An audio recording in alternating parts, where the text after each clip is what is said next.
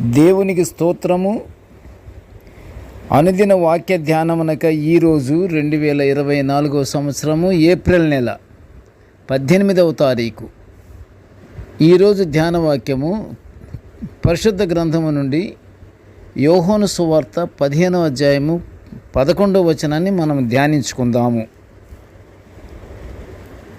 వాక్యము, మీ యందు నా సంతోషము ఉండవలననియు మీ సంతోషము పరిపూర్ణము కావాలననియు ఈ సంగతులు మీతో చెప్పుచున్నాను.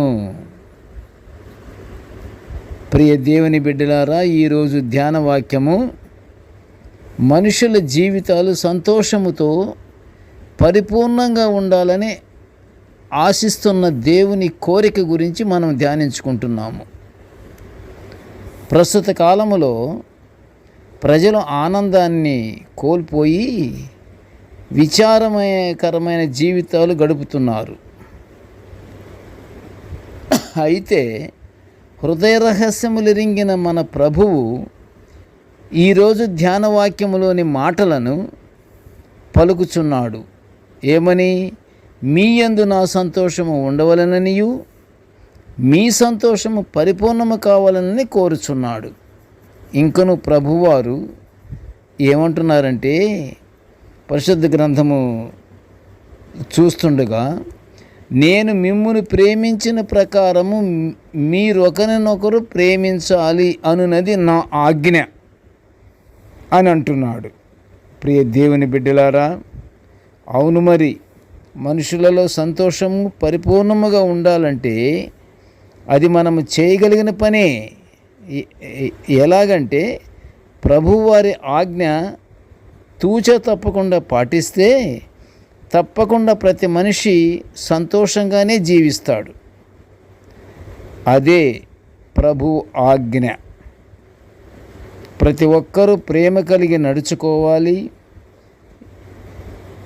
ఎప్పుడైతే ప్రేమ కలిగి ఉంటారో అప్పుడు జీవిత విధానాలలో భేదాలు, మనస్పర్ధనలు అసలు ఏమీ రావు, ఉండవు కూడా. ప్రేమ వలన ఓర్పు, సహనము రెండూ ఏర్పడతాయి. ప్రియ దేవుని బిడ్డలారా, చాలా ముఖ్యమైన విషయం ఇది. ఓర్పు, సహనము ఒక మనిషిలో ఉండాలి అంటే మొట్టమొదటిగా అతని మనసంతా ప్రేమ కలిగి ఉండాలి. ప్రేమ అన్నిటినీ సహిస్తుంది. అప్పుడు మనుషులలోనూ కుటుంబాలలోనూ ప్రశాంతత ఏర్పడుతుంది. మనుషులందరూ సంతోషంగా జీవించాలన్న దేవుని కోరిక కూడా నెరవేర్చి దేవునిని మహిమపరచగలిగిన వారము అవుతాము. ప్రభువు ఆజ్ఞ ప్రేమ కలిగి ఉండుటను తప్పకుండా పాటిస్తే దేవుని సంతోషము మనలో ఏర్పడి మన సంతోషాన్ని ప్రభువు మన యందు పరిపూర్ణము చేసి మనలను ఆనందింపచేస్తాడు. ప్రార్థన చేసుకుందాము. ప్రేమగల తండ్రి, ప్రియమైన కృపగల నాయన, నీ పాదములు స్తోత్రములు తండ్రి. నీ యొక్క దివ్య వాక్యాన్ని నిత్యము తండ్రి మేము ధ్యానించుకునే భాగ్యాన్ని మాకు అనుగ్రహించి ఇచ్చినందులకు నీకు ఘనమైన స్తోత్రములు తండ్రి. ప్రభువా, నేటి ధ్యాన వాక్యమును వినుచున్న ప్రతి బిడ్డను ఆశీర్వదించయ్యా.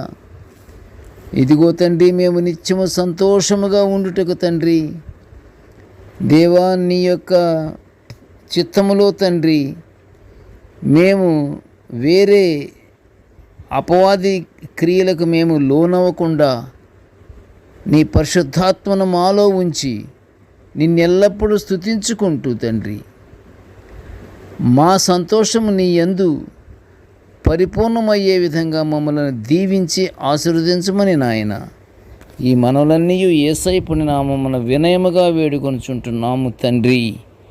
ఆమేన్. దేవుడు మనలందరినీ బహుగా దీవించుగాక. ఆమేన్.